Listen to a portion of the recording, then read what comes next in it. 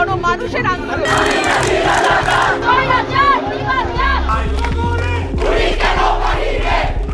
5 August 2024 নতুন পথে যাত্রা শুরু করে বাংলাদেশের ইতিহাস। কোটা সংস্কার আন্দোলন থেকে শুরু হওয়া বৈষম্য বিরোধী ছাত্র আন্দোলন তখন গণ অভ্যুত্থানে রূপ নিয়েছে। সরকারি জারি করা অনির্দিষ্টকালের কারফিউ এবং 3 দিনের সাধারণ ছুটি উপেক্ষা করে সকাল থেকেই দেশের বিভিন্ন প্রান্ত থেকে হাজারো মানুষ মার্চ টু ঢাকা কর্মসূচিতে যোগ দিতে রাজধানীমুখী হয়। বেলা বাড়ার সঙ্গে সঙ্গে শাহবাগ, কেন্দ্রীয় শহীদ মিনার ও ঢাকা বিশ্ববিদ্যালয় এলাকায় মানুষের ঢল। দুপুর 1:30টার পর খবর ছড়িয়ে পড়ে সাবেক প্রধানমন্ত্রী শেখ হাসিনা পদত্যাগ করেছেন এবং দেশ ছেড়ে চলে গেছেন।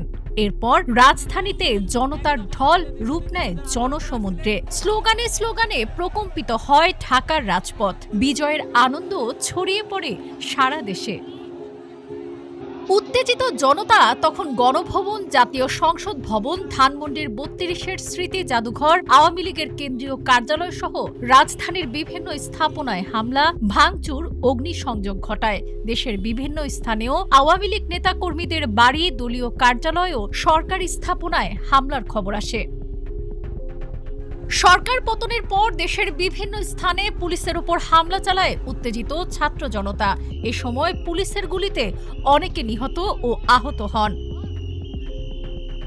রাতে বঙ্গভবনে রাষ্ট্রপতি, 3 বাহিনীর প্রধান, রাজনৈতিক নেতা ও শিক্ষার্থী প্রতিনিধিদের বৈঠকে অন্তর্বর্তী সরকার গঠনের সিদ্ধান্ত হয়। পরে জাতির উদ্দেশ্যে ভাষণে তৎকালীন রাষ্ট্রপতি শেখ হাসিনার পদত্যাগপত্র গ্রহণের কথা জানান এবং দ্রুত অন্তর্বর্তী সরকার গঠন, সংসদ বিলুপ্তি, আটক ব্যক্তিদের মুক্তি ও আইন শৃঙ্খলা স্বাভাবিক করার ঘোষণা দেন।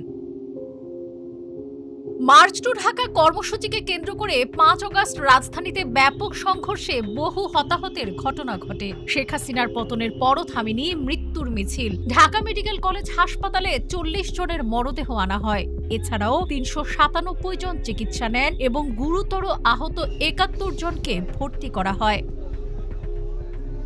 16 জুলাই আবু সাঈদের মৃত্যুর পর থেকে কোটা আন্দোলন আর শিক্ষার্থীদের আন্দোলনে সীমাবদ্ধ থাকেনি।